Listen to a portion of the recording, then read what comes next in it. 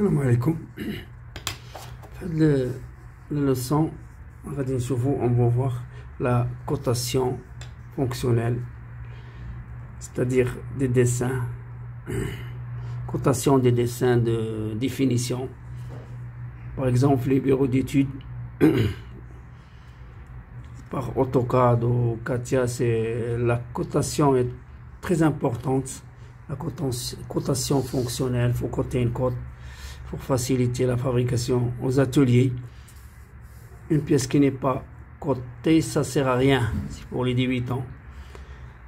On va voir la méthode. La méthode, c'est procéder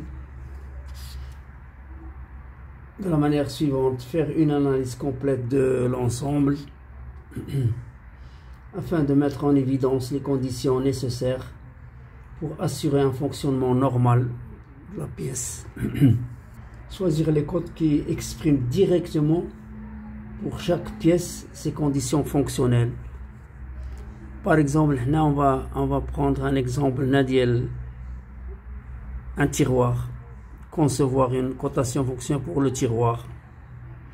Voilà, nous avons là le bureau, voilà le tiroir, support, repère 1, repère 2, là le tiroir qui glisse, il glisse sur les deux supports là, repère 1.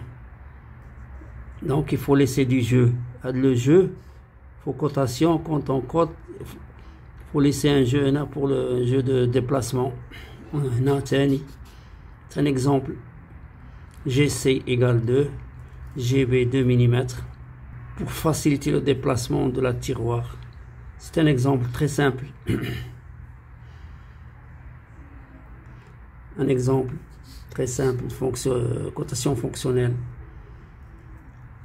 Pour l'analyse fonctionnelle, nous avons le détail, voire échelle 1, détail 1, voire détail 1. Voilà. Nous avons là le montant, voilà, c'est le montant, il est là. Pour la cotation, par exemple, le support, vous avez GB égale 2, B2, F2, F1, B1, de là à là. Il faut laisser du jeu. Ensuite, sur la hauteur, GC égale 2, le jeu là, c'est pour les débutants. GA égale 1, le jeu là, faut pas que ça touche là. A1, C2, C1, A2. C'est comme ça qu'on cote un ensemble, un montage, pour laisser toujours du jeu. Ensuite, nous avons la suite.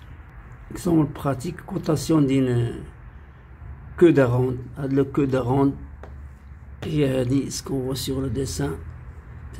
Par exemple, le coulisseau, voilà, queue de ronde, il est très utilisé pour la mécanique, les fraiseuses, les tolimeurs. Il faut faire très attention au monde des usages, la cotation. Nous avons là un jeu de GA, A2, A1, c'est l'ensemble. Il faut laisser des jeux, non? Là, c'est à de l'angle, qui a un calibre. Il faut mesurer avec un calibre. B1, GB, B2. Le guidage du coulisseux 2 sur la glissière 1, il faut que ça soit correct. Là, parce qu'on a de l'ensemble.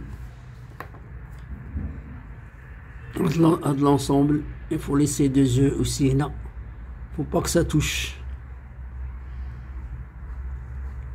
Le repère 1, c'est le coulisseau là qui glisse sur la pièce là. Voilà. Afin d'éviter la surabondance d'appui, un jeu minimal de GB au fond de la queue de ronde. À GB, là, il faut laisser du jeu aussi, non? Pour éviter que ça touche le coincement là. Donc ça c'est la cotation fonctionnelle. Ensuite nous avons une chaîne minimale de cotation A1, A'1, A'2. C'est comme ça. Nous avons l'angle, avec, faut mesurer avec un calibre. C'est toujours le repère 1, repère 2, le jeu. Il faut toujours laisser du jeu entre les deux pièces pour faciliter la translation. Cotation d'un cône d'appui. Là, il faut la cotation d'un cône d'appui, analyse fonctionnelle. Deux cônes doivent être aussi parfaites. Nous avons le plan de jauge. Voilà. Le plan de jauge. Ici, c'est le axe fonctionnel. La pente, l'angle. Ou la côte ici. La pente, c'est repère 1, repère 2. Voilà.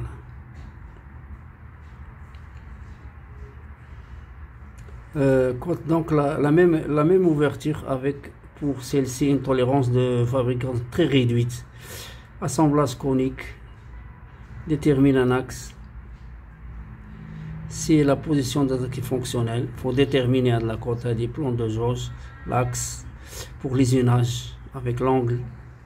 Plan de jauge représente la zone préférentielle de.